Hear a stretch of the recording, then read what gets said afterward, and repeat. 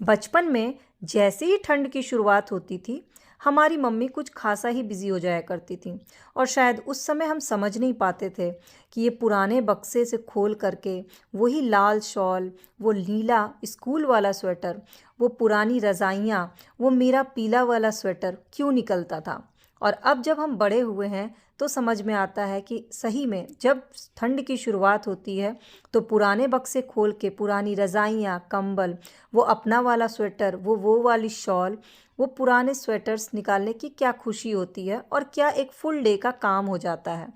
इसी तरह से घर के एक कोने में हर गृहिणी का एक फेवरेट चीज़ होता है, वो होता है उसका ड्रेसिंग टेबल, जिसमें वो उन चीज़ों को सहेज के रखती है जो जिससे उसकी यादें जुड़ी रहती हैं, जिससे उसे सजने का, संवरने का आत्मविश्वास मिलता है।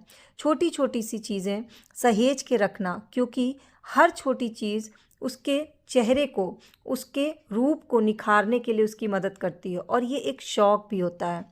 कोई ज़रूरी नहीं है कि इसमें सोने और चांदी ही रखे जाएं। इसमें कई ऐसी चीज़ें होती हैं जो गृहिणी या किसी उसे किसी तरह से कोई उपहार मिला होता है और उस उपहार को वो बड़े प्यार से संभाल के रखती है। तो मेरे घर के भी कोने में मेरा फेवरेट है मेरा ड्रेसिंग टेबल, जहाँ पे छोटी छोटी सी चीज़ें जो मैं ख़रीदती हूँ, जो मुझे गिफ्ट्स मिलते हैं, मैं उसको बड़े अच्छे से सहेज के रखती हूँ। और उसको सहेजने से ज़्यादा जब उसको निकाल के फिर से यादें जब रिक्रिएट होती कि कौन सी चीज़ कितनी पुरानी है, तो वो एक अलग ही इमोशंस हो जाता है। तो ड्रेसिंग टेबल जो है वो सभी का बहुत फेवरेट होता है, क्योंकि इसमें हमारे सजावट की चीज़ें सहेजी होती हैं। और उन सजावट की चीज़ें, ये गहने भले ही आर्टिफिशियल होते हैं, पर यादें जो होती हैं ना बिल्कुल ओरिजिनल होती हैं। है ना बिल्कुल सही बात। और जब पुराना बक्सा खुले और कोई पुरानी साड़ी ना निकले तो फिर क्या फ़ायदा। तो एक पुरानी साड़ी जिसका नया ड्रेस बनाने की सोच अचानक ही आ जाती है, और इस सोच को एग्जीक्यूट करने के लिए बहुत सारी चीज़ें करनी पड़ेंगी।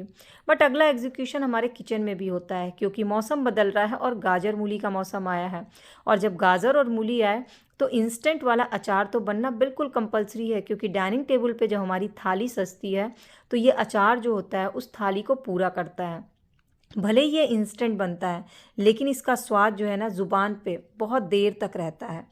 और जब बच्चों की बारी आए तो बच्चों के साथ कुछ ना कुछ खेल कूद, मस्ती, फन उनकी यादें बनाता है।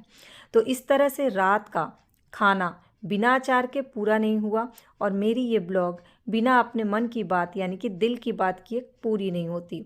तो आपको आज की ब्लॉग कैसी लगी ज़रूर बताइएगा, और मेरे चैनल के सब्सक्राइब या फॉलो बटन को क्लिक कर लीजिएगा ताकि ऐसी ब्लॉग्स आपको डेली मिलती रहें।